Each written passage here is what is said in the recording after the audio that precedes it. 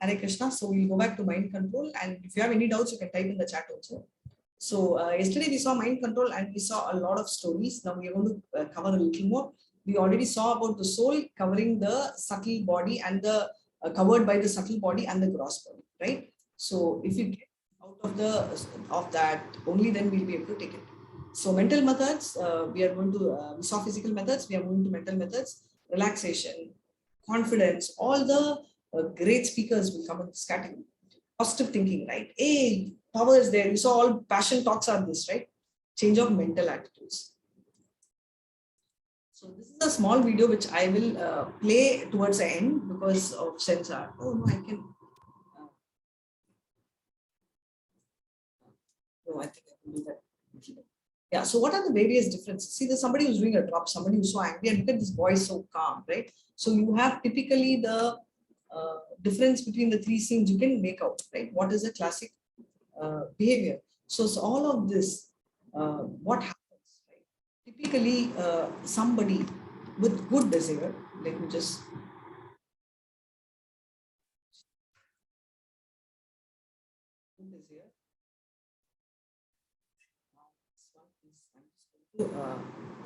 stop the recording.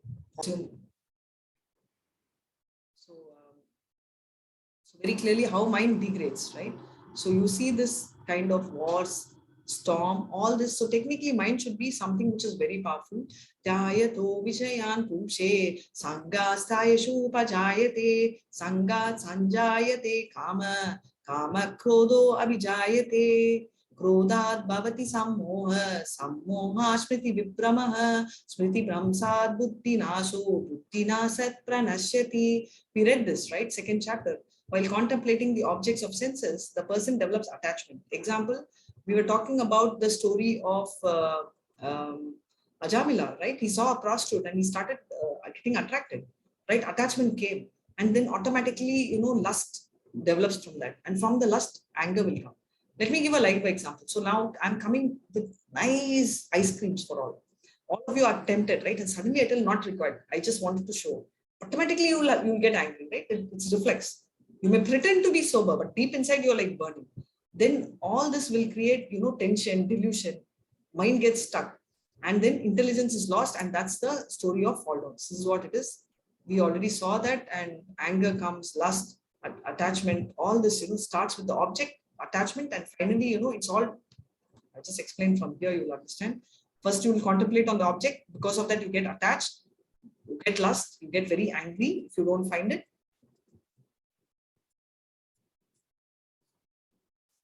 Then delusion is there. Mind is completely bewildered. Bewildered means confused, and intelligence is lost. And finally, there's a fall down. The same different representation. So any one sense can destroy us. Example, fish, which is a bait for a fish. So how do they catch another fish? How does one catch another fish?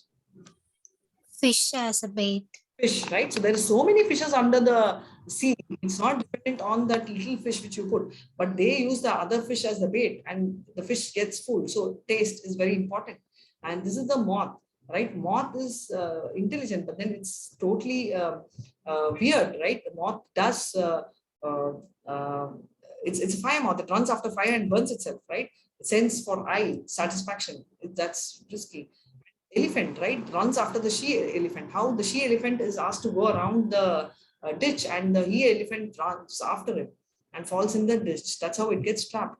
And two more stories. Same way, there are deer. For a deer, what happens is loves music. So you keep on the guy who keeps singing music. The deer comes and he catches it. So these are all having one sense, which is strong. But for us, we have all our senses which are active. So imagine the amount of risk. Anything we see, we will get easily captured. Now, this is like that of a camel, where camel loves, this cactus because it bites and the tongue bleeds and the taste it enjoys. It's like it's eating its own blood, right? So that's the level of stupidity. So regulated principles of freedom. This title is the most conflicting title because one side you say regulated principles, and how do you call it freedom, right? Because if it is not freedom, mind control is vairagya. You should not have, they should have pride towards, you should not have pride towards any of this, right? You should not get into intoxication, which means everything, pan, parag and all that. Gambling means lottery, anything talks about quick money is bad. Illicit sex, you all know, I don't have to explain. These are the things which you can't. So why are you talking about regulated? What is freedom? You know, I love bungee jumping. I will go to the 25th, 35th floor, jump without a thread or anything. Is that freedom? Is that freedom? No, It's no, a free world. I Mataji. can do whatever, right? Now, okay, all of us girls, we are talking about women liberation. Thankfully, today only girls are there, right?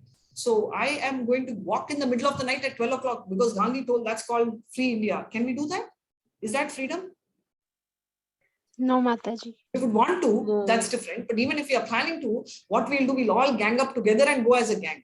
But walking in the middle of the night all together, all by ourselves, is the most foolish thing, right? So we follow certain regulations, knowing or unknowingly, right? So that's important. So that's not freedom. So therefore, 4 regulations gives purity of action. If there is actions are pure, mind is pure, mind is power, you have peace of mind and happiness comes automatically. So out of sight, out of mind, classic example for all of you all. How does a tiger or lion gets tamed? Because initially they'll make it starve.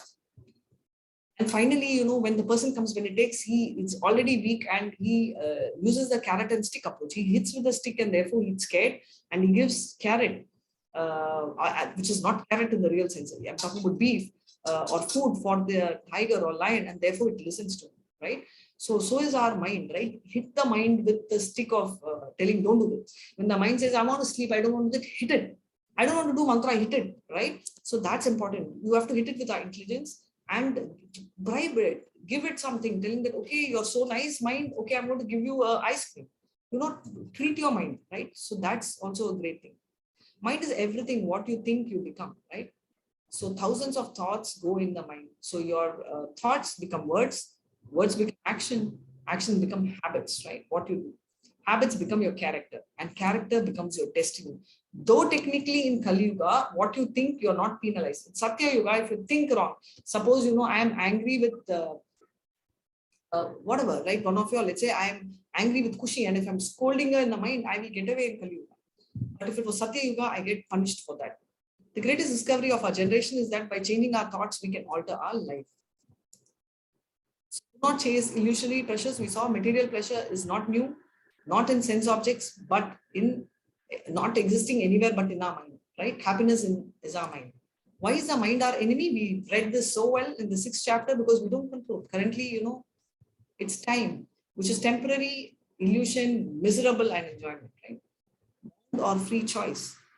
Be a slave of a good habit, right? Sorry, be a slave of a bad habit or a servant of a good habit. Same thing. Would you want to be a servant of Krishna or a slave for Maya is your choice, right? So the power of habits, we make habits, habit make us. So if we have love and if we harvest on lust, wrath, illusion, ignorance, suffering continue. But if we harness on mode of goodness and Krishna, we have permanent eternal bliss. So with this, we'll finish mind control. Since we won't have time tomorrow, probably we'll all be talking. So I will take spiritual methods also. How much time we have? What's the time, Hare Krishna? 3:56, ma'am. 3:56. Do you want to do spiritual methods today or do you want to do tomorrow? Tomorrow, Mataji.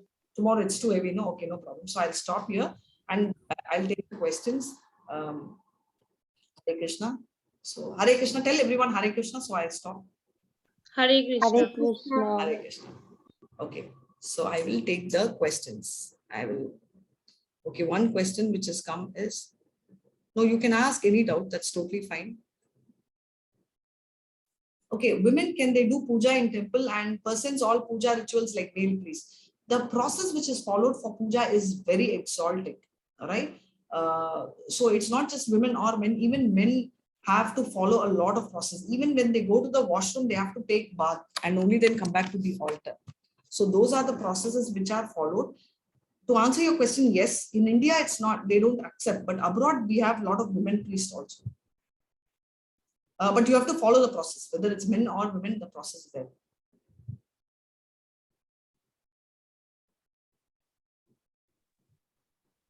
Hare Krishna.